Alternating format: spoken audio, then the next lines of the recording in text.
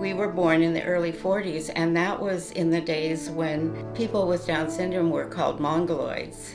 My mother just said that all the doctor said to them was he will not be going to school with his sister. He turned our family upside down when he was born. I was 7 years old when he was born. Back in the early 60s, doctors were not really familiar with Downs. It was like, there's something off here. It took him quite a while for him to begin to develop the signs to look for. The scientific testing wasn't there. We had no idea that there was any developmental disabilities or anything, but the teacher called. I went over and picked him up. It was like they had, he wasn't able to go into their special education classes. The choices at that time were either keep your child at home or put them in an institution. And that was often the recommendation. And Fairview, the state institution, was in Salem. And so there was a lot of, I wouldn't say pressure, but a lot of suggestions that perhaps families should put their child there. Society just didn't have the programs available that we now have. I just know that Mom and Dad were doing research, and they were looking all over and finding nothing. And they had a high priority of keeping Doug in the family. They did not want to send him somewhere out of state, institutionalize him.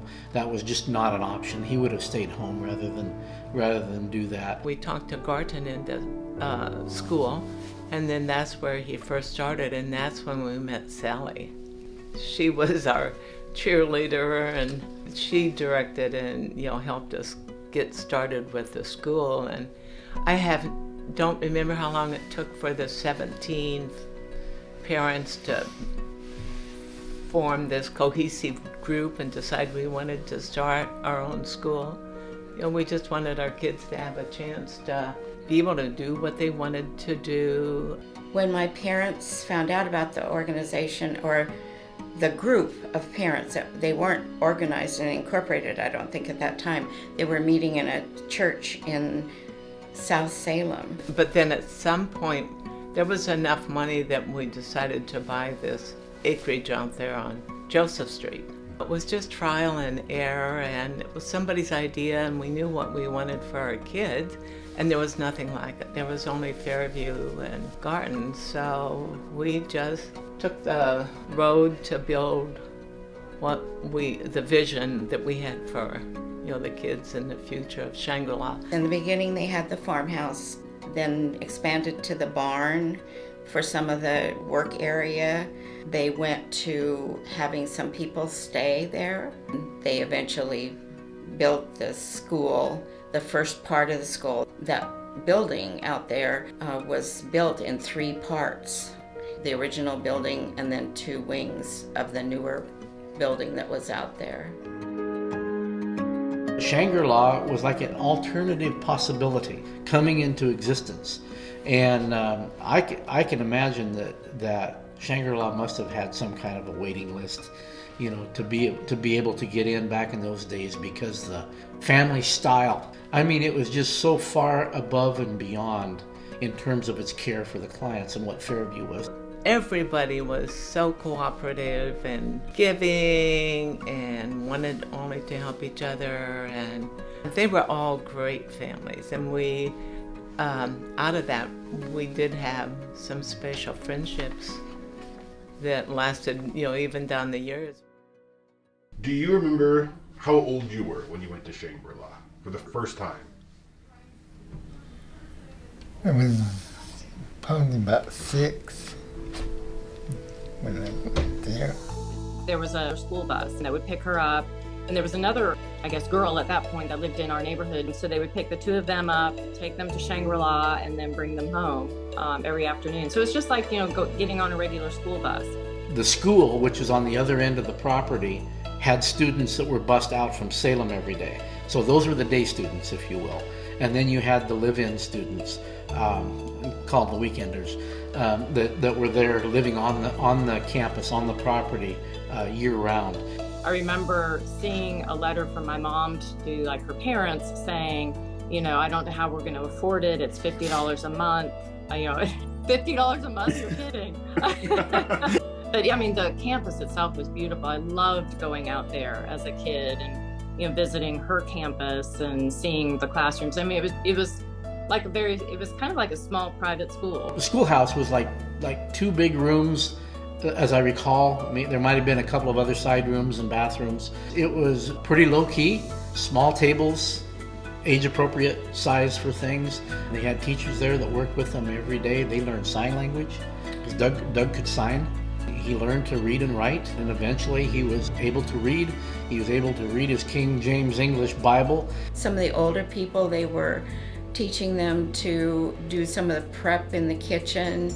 They were teaching them skills in terms of custodial skills so they could maybe go out into the community and help in some way.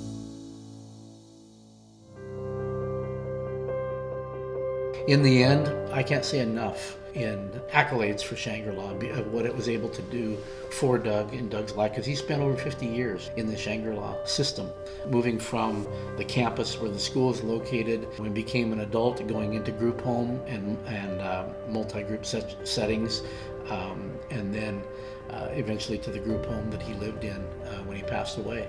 And it was family all the way through. Well, Shangri-La just gave him opportunities to learn skills, opportunities to meet new people, opportunities to learn to follow directions more, opportunities to be away from his family that he had never been away from before, and the friendships that were his alone. That's the thing. It's like, well, he knew all my friends, he knew all my dad's friends and my mom's friends, but the friends that he made at Shangri-La were his alone. I always felt that Kelly was really, really well cared for. I felt like the people really cared about what they were doing, and that was kind of from the top down. And you can't put a price on that level of care. I think for Craig, we've tried to give him just a normal life. It was because of Shangri-La and the people that we met and changes within, society, and that he's had a good life. It was such a wonderful thing too for the parents, because a lot of these parents didn't know that there was another family that existed with a child with a developmental disabilities. They were often pretty isolated themselves, so the camaraderie that developed among the parents was wonderful.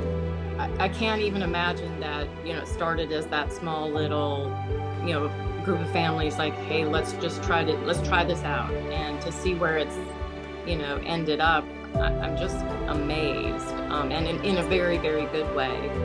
This transition in the 20th century to valuing the contribution of the developmentally disabled community, Shangri-La was in the middle of that, right in the middle of that, and I feel like on the forefront. It was just astounding. It was such a dedicated staff. They all had a servant's heart. I don't know of anyone who worked there that was just there for the job. They were there to really help people and enrich lives.